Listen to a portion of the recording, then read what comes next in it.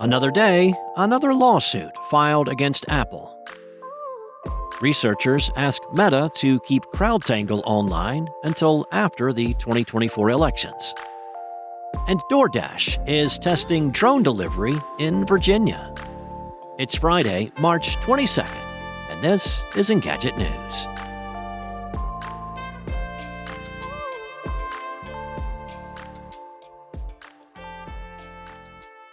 The U.S. Department of Justice and more than a dozen states have filed a lawsuit against Apple in federal court, accusing it of violating antitrust laws by making its hardware and software products largely inaccessible to competitors. Apple's walled garden approach to business, as it's so often called, makes it difficult for rivals to compete and for customers to switch to other companies' products.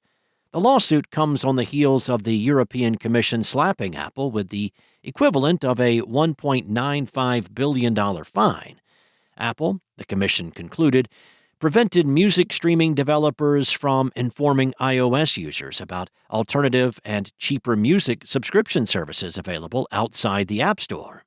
The complaint alleges that Apple has illegally monopolized the software app market, with the DOJ suggesting that the company used its control over iOS to block innovative apps and cloud streaming services from the public. The suit also suggests that Apple has made it harder for Android messages to appear on iPhones, obstructed rival payment platforms, and restricted how competing smartphones integrated with iOS devices. Apple has issued a statement regarding the suit, suggesting that it would hinder its ability to make the types of gadgets and software that made it one of the most valuable companies in the world. The company also said the lawsuit, if successful, would set a dangerous precedent, empowering the government to take a heavy hand in designing people's technology. The New York Times first reported that the DOJ, which was apparently approaching the conclusion of a probe into the company, could file a sweeping antitrust case against Apple back in January. While the department initially focused on the strategies the company took to protect the iPhone's dominance, it reportedly expanded its investigation scope to cover other aspects of Apple's business.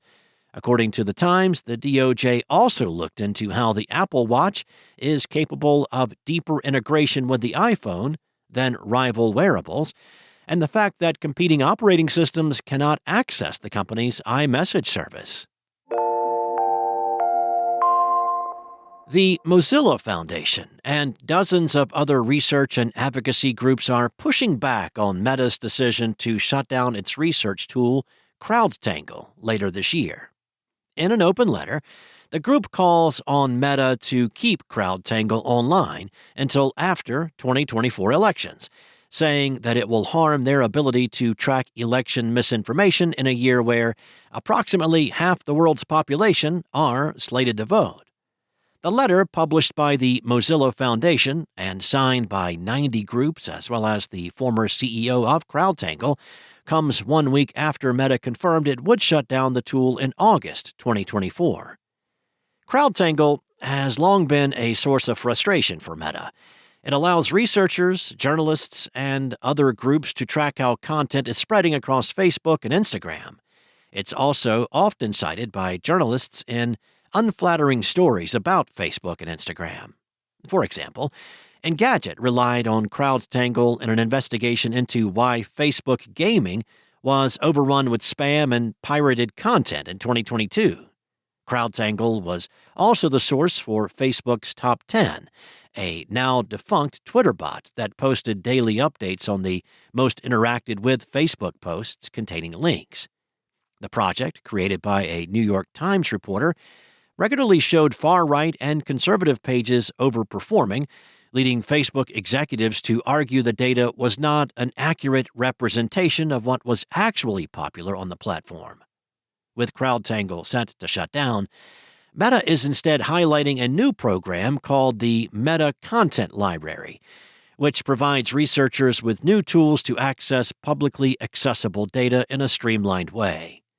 The company has said it's more powerful than what CrowdTangle enabled, but it's also much more strictly controlled.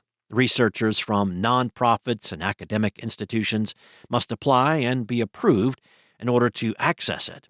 And since the vast majority of newsrooms are for-profit entities, most journalists will be automatically ineligible for access.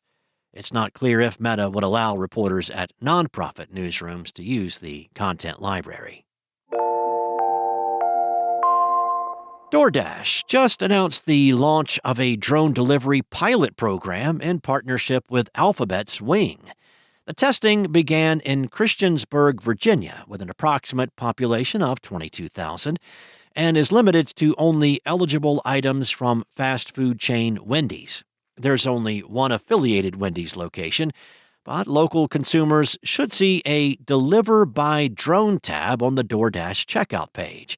The company says orders should arrive in 30 minutes or less, making high-flying drones about as fast as a standard pizza delivery in the 1980s. DoorDash also says that Wendy's is just the first restaurant partner, suggesting that more are on the way.